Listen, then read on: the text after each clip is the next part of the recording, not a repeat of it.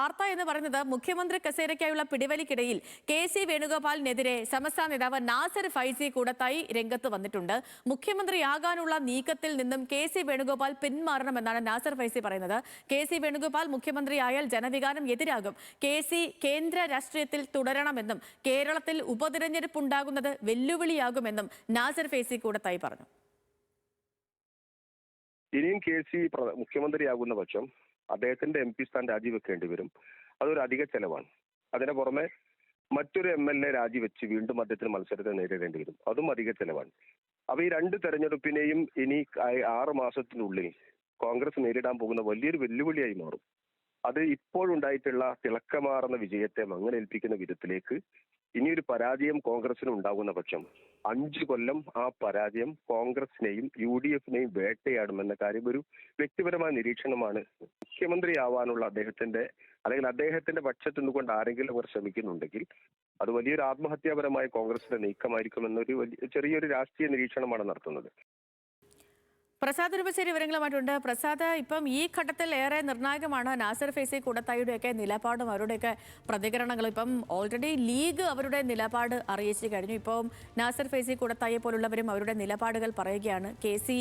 മുഖ്യമന്ത്രിയായി വരികയാണെങ്കിൽ 2 തിരഞ്ഞെടുപ്പുകൾക്ക് കേരളം സാക്ഷ്യം വയ്ക്കേണ്ടി വരും. ഒന്ന്, അദ്ദേഹത്തിന്റെ MLA ആയി മത്സരിച്ച് വിജയിക്കണം. മറ്റൊന്ന്, MP സ്ഥാനം പോകുമ്പോൾ അവിടെ മറ്റൊരു MP ആയി മത്സരിക്കും. മറ്റൊരു MPക്ക് വേണ്ടി തിരഞ്ഞെടുപ്പ് വീണ്ടും വരേണ്ടി വരും. അപ്പം നിലവിലെ ഈ പ്രതികരണത്തേക്ക് നമുക്ക് എങ്ങനെ വിലയിരുത്തണം? എങ്ങനെയായിരുന്നു നാസർ ഫൈസി കൂടത്തായുടെ ഒരു വിലയിരുത്തൽ?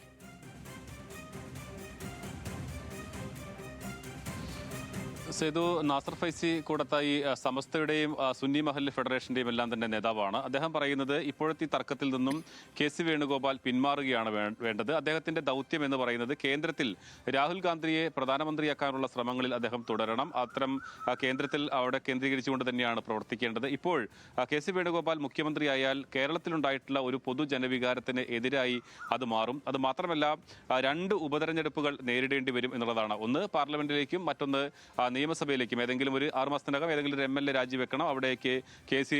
വേണുഗോപാൽ മത്സരിക്കുകയും വേണം. അപ്പോൾ 2 ഉപതെരഞ്ഞെടുപ്പുകൾ വേണം. അപ്പോൾ ഇതെല്ലാം ജനവികാരത്തിന് എതിരാണ് എന്നുള്ളതാണ് അദ്ദേഹം പറയുന്ന ഒരു പ്രധാനപ്പെട്ട കാര്യം. നിലവിലെ MLA-മാരിൽ അത് VD സതീശനോ അതല്ല എങ്കിൽ രമേശ് ചെന്നിത്തലയോ ആണ് ഇതിലേക്ക് മുഖ്യമന്ത്രി സ്ഥാനത്തേക്ക് പരിഗണിക്കേണ്ടതെന്നുകൂടി അദ്ദേഹം പറഞ്ഞു വെക്കുന്നുണ്ട്. തൽക്കാലത്തേക്ക് കെ.സി. വേണുഗോപാൽ മാറുകയാണ് വേണ്ടതെന്നാണ് അദ്ദേഹം പറയുന്നത്. മറ്റൊരു പ്രതികരണം അദ്ദേഹത്തിന് വന്നിരിക്കുന്നത് കേരളത്തിൽ ഇത്തരത്തിൽ UDF-ന്റെ ഒരു വലിയ വിജയത്തിന് കാരണം ന്യൂനപക്ഷ വോട്ടുകളുടെ ഏകീകരണം കൂടിയാണ് എന്ന LDF-ന്റെ ഒരു വാദമുണ്ട്. അത് ശരിയല്ല. മതേതര വോട്ടുകളുടെ ഏകീകരണമാണ് നടന്നിട്ടുള്ളത് എന്നുള്ളതാണ് അദ്ദേഹം പറയുന്നത്.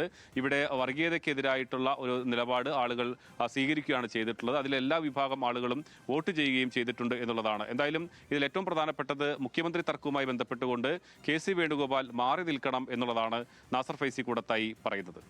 ശരി, അപ്പം ഓരോരുത്തരെ അവരുടെ നിലപാട് പ്രഖ്യാപിക്കുകയാണ്. VD സതീശൻ അനുകൂല ഒരു പൊതുവികാരമാണ് ഉയർന്നു വരുന്നത് എന്ന് മനസ്സിലാക്കാൻ കഴിയുന്നു. പക്ഷേ